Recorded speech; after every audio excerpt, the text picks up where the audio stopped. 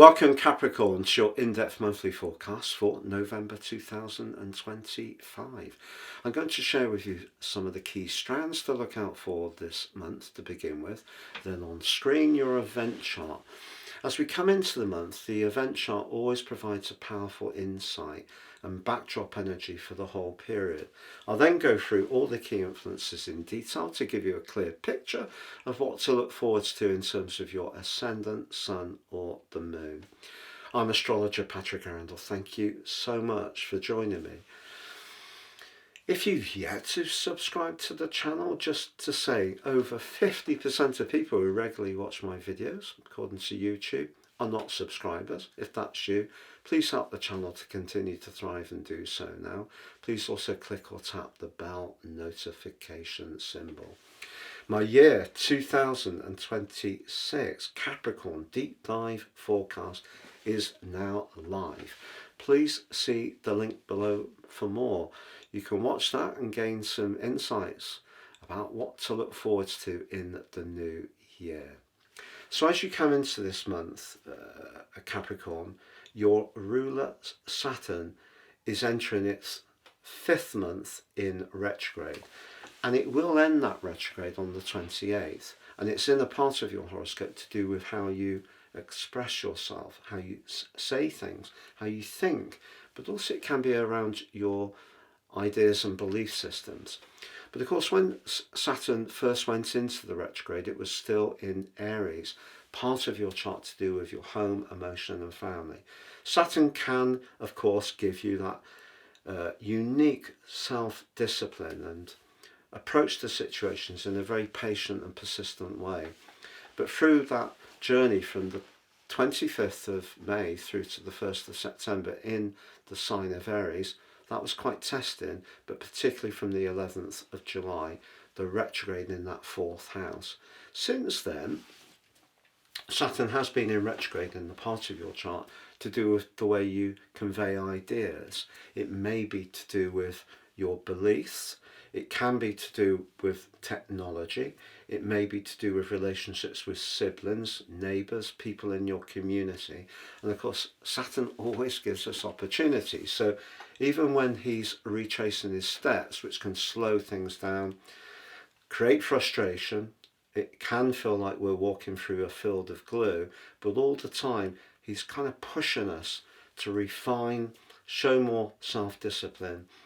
It can be a very spiritual influence, Saturn. I don't think that's generally appreciated so much. It's more the practical dimension. So all of that's going on as you come into this month, but actually Saturn forges a stunning link to Jupiter all through November, and at the very start of the month a brilliant link to Mars.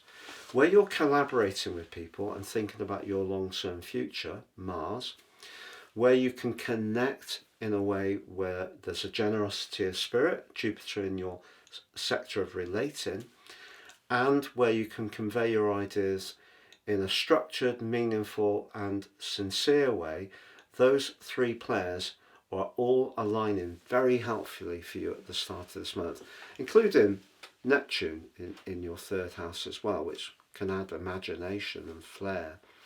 So that's really, really a lovely thing to have.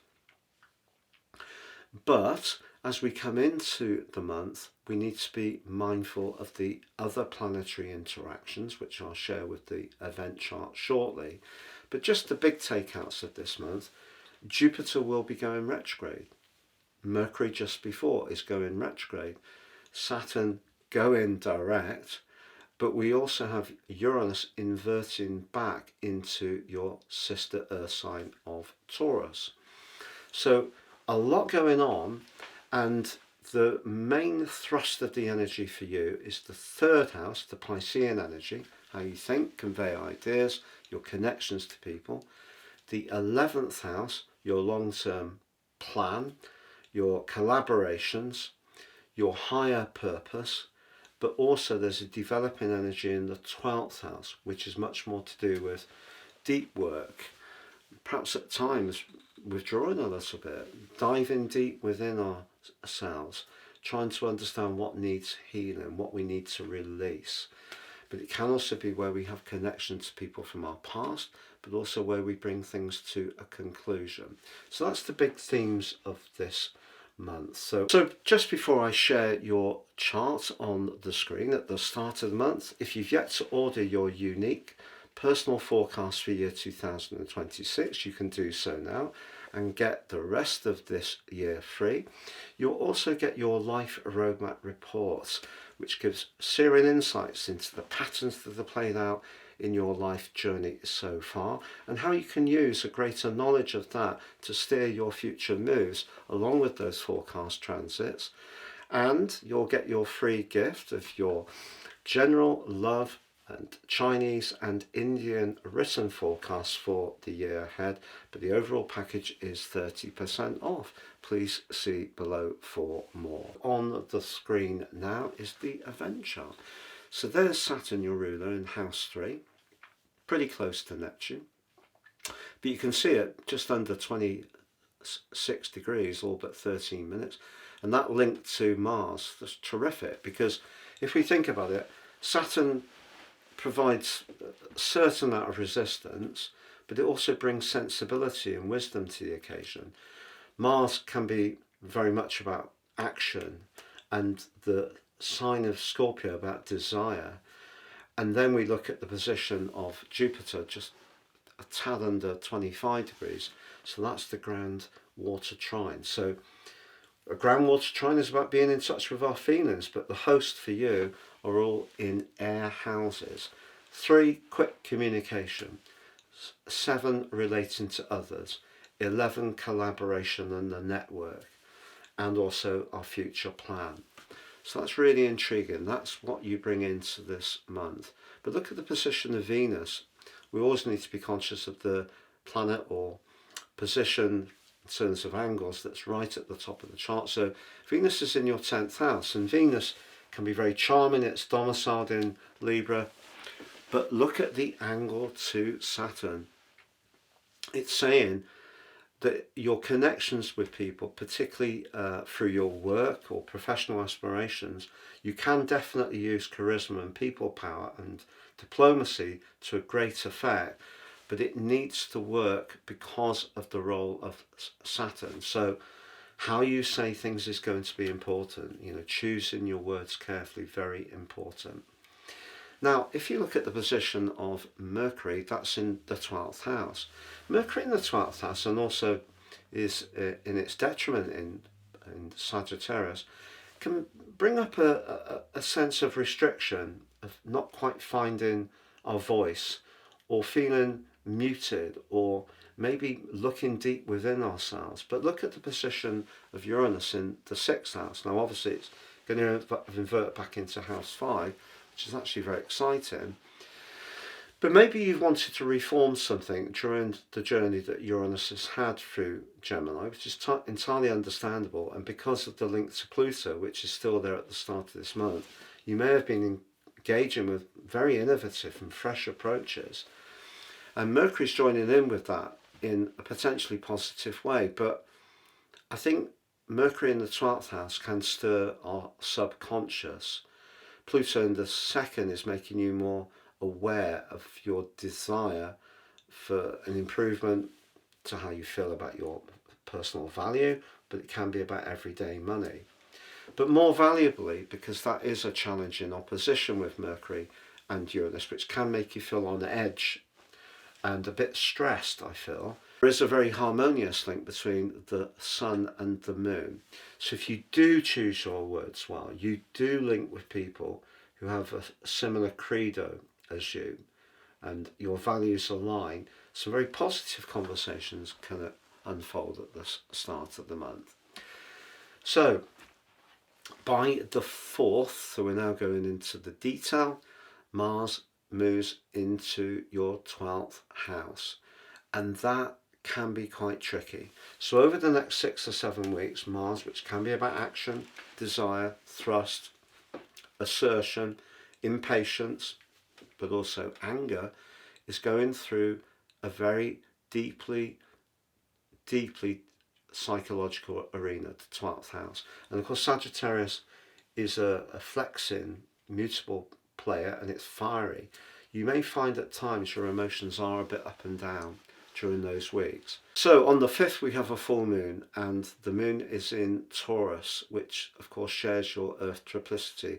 The moon loves being in Taurus because it's exalted here. It's its second favourite position after Cancer. So for you, it's the 5th house moon can be very playful, even social, whereas the position of the sun is in the part of your chart that's very much to do with your network and that long-term plan. If you don't really feel you're truly expressing who you want to be, and you've got doubts about your direction, that long-term direction, it's a good time to think about it. And with the node in the mix, your thinking can be inspired. So I think on the whole, that's a very beneficial full moon. The 6th sees Venus move into Scorpio. Technically detrimented, but for you, this is terrific. If you are wanting to strengthen certain alliances, Venus will help you. It's just that it clashes with Pluto. So if there are people that you're connecting to who don't have the same credo as you, don't have the same approach to resources, that can cause some problems. So then on the 8th, Uranus is moving back into Taurus, echoing on from that new moon. If you think back over the last 7 years, you've probably done lots of things that are really sparkling, fresh, different, inventive, even cutting edge, and you get a great chance to do them again through to the end of April. But on the 9th, Mercury does go retrograde in your 12th house, and with Mars there as well, that does require some care, particularly on the 12th, because they come into an exact conjunction. Something could just get under your skin at that time. And with Jupiter going retrograde on the 11th, maybe reading about that or thinking about Jupiter, because Jupiter's about luck and it's about growth and it's about optimism. That's all true, but Jupiter also rules traditionally Pisces, which is much more about the spiritual dimension. So if you're connecting deeply through the retrograde with people that you can have an interface with that feels good and grows in a natural, nurturing way, you can turn that retrograde to your advantage. But on the 19th, Mercury does invert back into Scorpio, sector of friendship. Maybe you've done some deep thinking at the heart of this month, and you may want to get in contact with someone, and that can happen through to the 29th when Mercury goes direct. Also, there's a new moon on the 20th, which for you is just brilliant. It's brilliant because it links to your ruler, but it also links to Jupiter. And because Jupiter and Saturn were on bad terms earlier this year, now they're on good terms. And the new moon's in the part of your chart to do with that long-term plan. So that 12th house energy, which could see you doubt yourself, it could see you lose a bit of faith at times, it may see you uncertain. But if you're connecting to the right people and moving away from the wrong people, your sense of purpose will accelerate from the 20th in a very helpful way. I can't deny that on the 22nd the sun does move into Sagittarius, your 12th house. It does forge a brilliant link with Pluto. You're going to be asked at this point of the month to dig deep, to quarry out resources, knowledge, experience, instincts, and use them, because sometimes when we get a hunch, I think one of the things that happens most is that we don't listen to it because our brain is telling us that there's something more compelling. So that's the science competing with, if you like, the nurture. But that could happen towards the end of this month. But with Saturn going direct and linking brilliantly with Venus and Jupiter around that time, something really significant in a positive way can happen for you. And then on the 30th, Venus, it's true, does move into your 12th house. So those 12th house energies, which, can be about things slowing, can be about having to check out our true motivations, understand what other people's are, quarrying out what their real position is rather than their perceived posture. All of that can happen this month. So you can see there's partly taken some giant strides forwards with that 11th house energy, making sure that your details are clear, the 3rd house energy, and the way you convey it is structured well, and it's thoughtful and fits who you are. The Jupiter energy is very much about your ability to connect to people, despite it going retrograde. But then there is that growing energy in the 12th house. And just know that the sun is going to be returning to your sign just before Christmas on the 22nd with the winter solstice, ushering in cardinal quadrant for the last 13-week quarter of the Western tropical astrological year, and that will really supercharge you. I think Saturn going direct on the 28th, the terrific link with Mars and Jupiter at the start of the month and Venus at the end of the month tells you link with the right people, communicate clearly, but make sure your senses inform your decisions.